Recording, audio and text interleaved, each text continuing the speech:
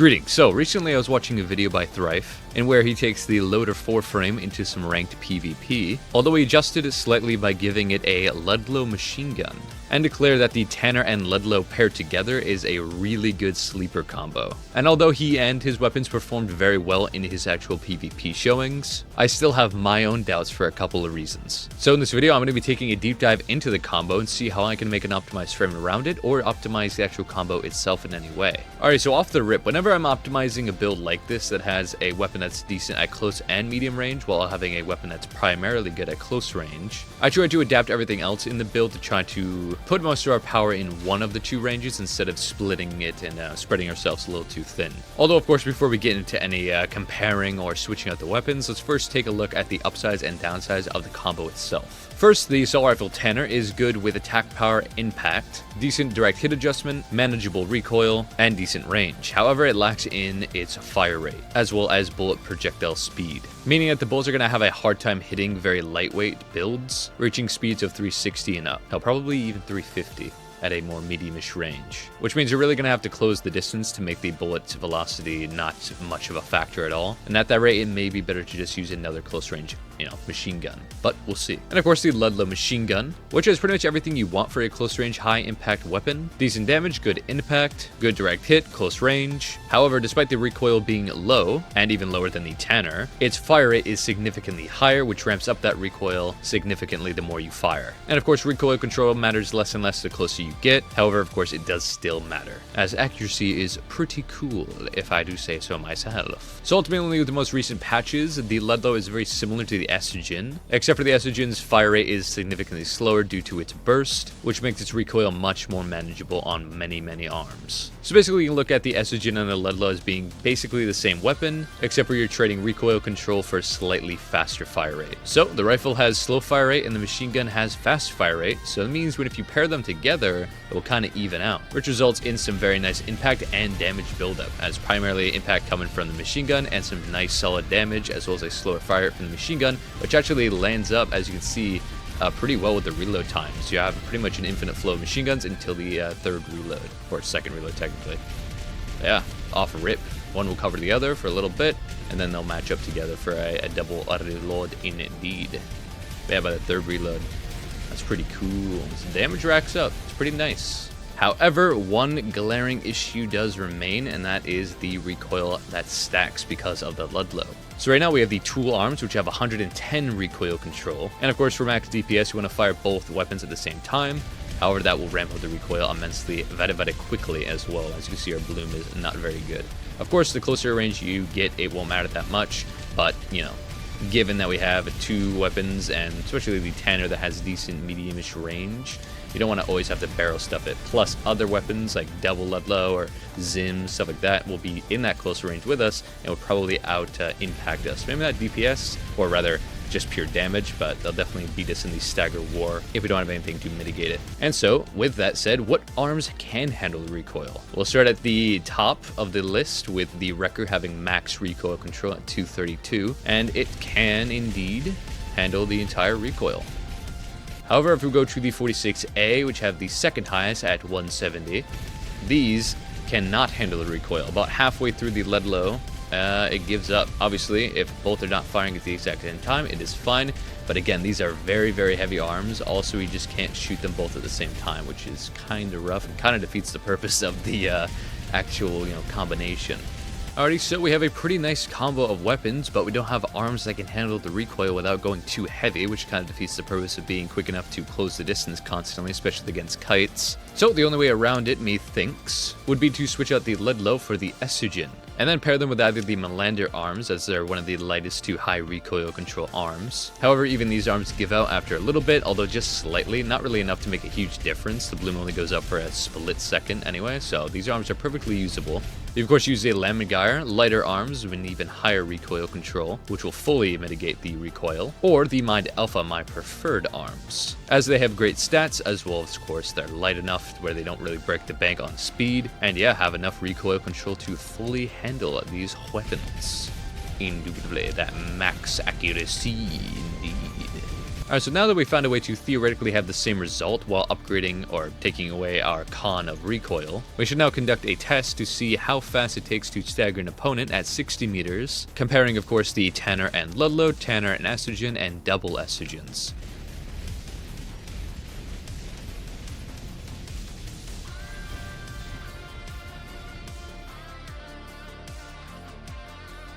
Alright, so yeah, as we can see, these stagger times are not too dissimilar. So if we take into consideration that this combo has slightly slower stagger speed than double Estrogen, however more damage / synergy with reloads, and the Tanner's Bolt having slightly slower projectile speed, although not to a huge degree. Ultimately, I would say that using a Tanner and Ludlow / a Tanner and Estrogen is a fine substitute for close to medium range high stagger buildup. Alright, so with all this data in mind, I shall create an optimized frame for these weapons. Things. Yes. And here he is, Crusader.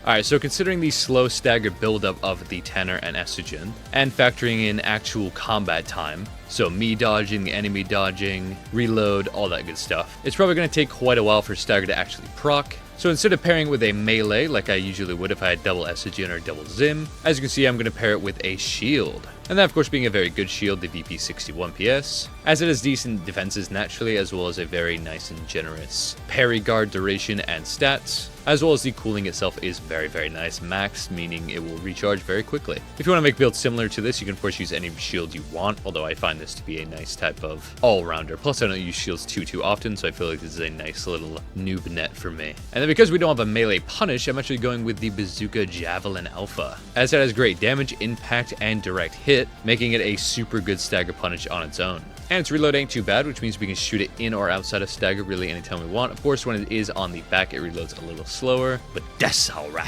For the frame parts, going with a nice VP 44 head, as it has primarily a nice split in aptitude, stability, and AP. The Melander core, as it's a nice durable core to our weight, so it gives us a nice amount of speed without, being too squishy. Mind Alpha arms, of course, for the recoil control to stats, and then legs similar to the core, which ultimately yields us 11,000 AP, 1100 defenses, 1800 stability, and 335 boost speed, with a quick boost of 364. So ultimately very durable and pretty damn quick. And theoretically you could go lighter given we have a shield for a lot of quick burst damage mitigation. However, I find this to be a nice and necessary balance, indubitably. Durable enough to brawl with close range and fast enough to catch kites. For the parts, going with the booster Alula, as it has all the nice stats we need of thrust, quick boost, salt boost, all that good stuff. For FTS, I usually bounce between the Walt and the Talbot with something like this, as we have decent range going from 100 to 30 to 190 meters. So it's nice having a little something for close and medium range. And then for generator, I either go with the VP-20C or the Hakushi. Ultimately, I think the VP-20C is quite enough as it keeps us nice and light. And yeah, the recharge is mighty. I'll show a playstyle example in a minute. And then lastly, expansion Pulse Armor, as it doesn't have great synergy with Assault Armor or TA, so PA is a very solid expansion for this build. And of course, paired with our shield, it's going to take a while for us to even need to use this expansion, just extending our durability so that we may just absolutely outbeat our enemy in the race of death. Alright, and for playstyle, get between 100 and 190 meters and just fucking full pelt the enemy. Let both machine guns ride, no recoil to worry about. The reloads cover each other for a little bit. Once they're staggered, go for the javelin, get some nice direct hit off of that, and just keep her going. Parry any attacks that come out, and you're chilling. Whoop-ha!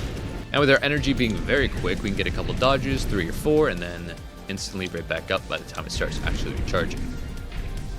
Alright, so all in all, very interesting. I've never played with a build like this quite before, so I shall now take it into some ranked PvP and see how it performs. Enjoy the fights. Although before, of course, if you haven't already, which I'm sure if you know of me, you know of Thrife, I recommend you check out his channel and his content. It's very cool stuff, very good PvP content over there. Very good, very enjoyable, indubitably.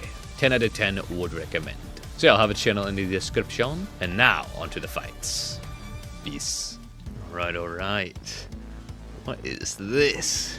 It's Carla, but like, not Carla. Explosive thrower. He's got the cunt. He got the CNT.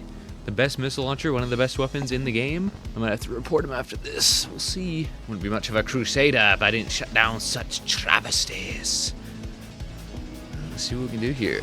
But 3 missiles and an explosive thrower is an interesting play, indubitably. Probably should parry that, but we're out here.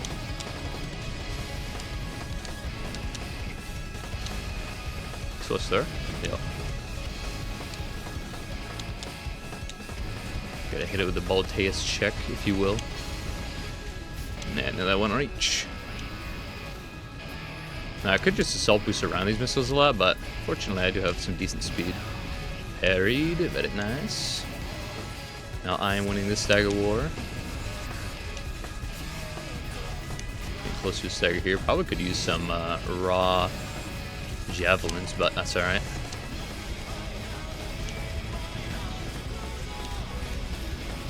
I just parry on red every time. Alright, getting close to need to pop my expansion here. Oh, I actually came into that. That was unfortunate. Javelin. Oh, I didn't hit them. Went right below him. Alright, he's got TA then. Okay, interesting.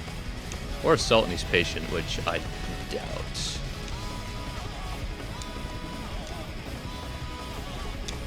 I want to get some javelins in here. Unfortunate. Not quite running out of ammo, but the alerts it. There's TA, and now we're out of here. Now we just spray bullets. Even an assault boost in. Cheat cheese, cheat cheese. A bit of a slow burn with these weapons and against this kind of a build, but hey, we get her done. Alright, this time, knowing that he's very non-aggressive, I do want to kind of get in some javelins. Actually, you know what I'll do? I'll go in close, bait the explosive thrower, parry it, and then shoot while he's standing still. That's the play. Moving in. Maybe pop it. I pop it afterwards. Still got some good shield value though. We're good. I forget that comes back so quickly. I don't think he's using so. Alright, parried. We're good. Pew. Just a little slow on the punish. I prefer not quite staggering yet. It's coming now. There we go, pop that. I'm gonna be very aggressive right now. That stagger, get some good damage. Let's reload.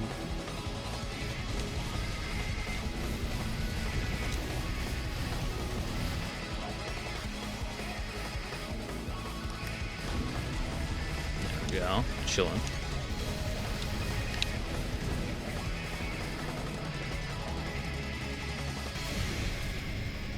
Worth it.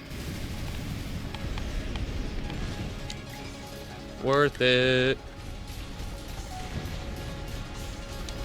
G2Gs. G2Gs. Oh my god. What a big boy. Big chunky lad. G2Gs. G2Gs. Alright, next. Ooh. Interesting. A hammer, a Sampu, 4-cell, super lightweight, LUDLOWs with an earshot. I see. I would say that could be quite dangerous. But I do have a shield. Although the shield, of course, can only parry so much. But I should have enough to parry most of it. Here's hoping you can just avoid most of my bullets naturally, though. No raw javelins, though.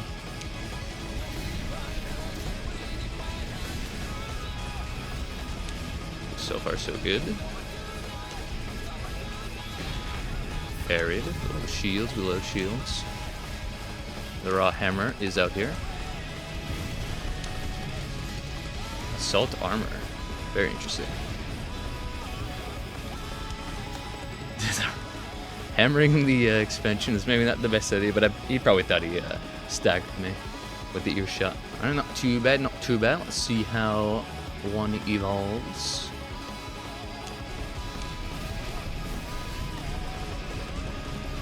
I'm gonna stay right below my above him as well for the hammer. Thankfully, the P has quite the cooling, so I can kind of just throw some pairs out every now and again. If I think he's gonna throw the hammer, it'll be pretty chilling. I think he's saving his earshot. Either one of my staggers high, never mind, or one staggered. Oh, good stuff, good stuff. No assault armor, it's interesting. No, popping as defensive. We don't do that. We don't do that. He didn't watch my Be Better video. He doesn't know. No, but GG's, man. GG's. Alright, next up. Ooh, interesting. The single cell split Duo 03 Harris and a box missile. A kinetic kite. I see. Might be pretty hard to catch, although my assault should get a snare pie. Nothing too intense to parry with the shield, unfortunately. Just some nice damage mitigation, probably.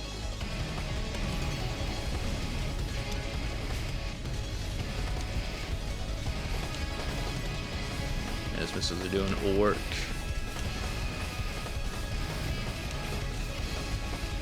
Have the shield to cover the reload. Taking a lot of impact here as they stagger. Don't need the expansion quite yet. Ooh, almost hit too.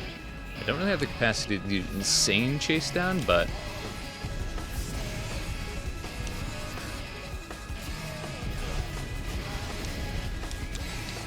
it's gonna be a little rough. Some energy back.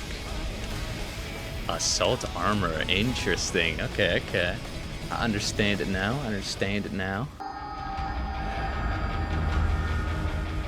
I see things. Very interesting. I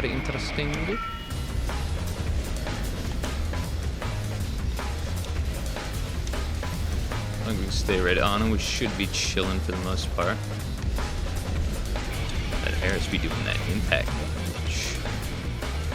Get some energy back. Now that I know he doesn't really have a defensive expansion, that's going to be pretty useful.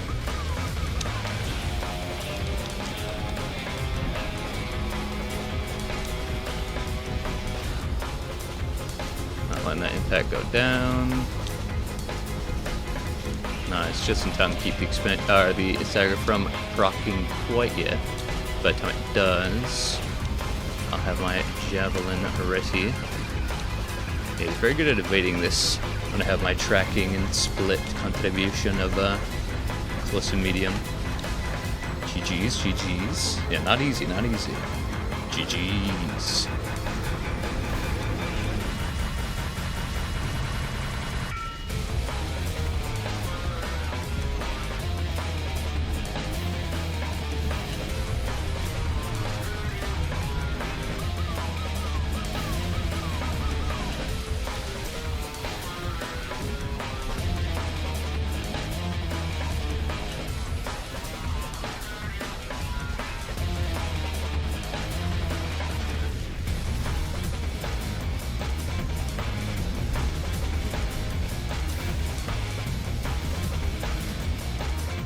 And there it is. GG's, man. GG's. Good fight, honestly.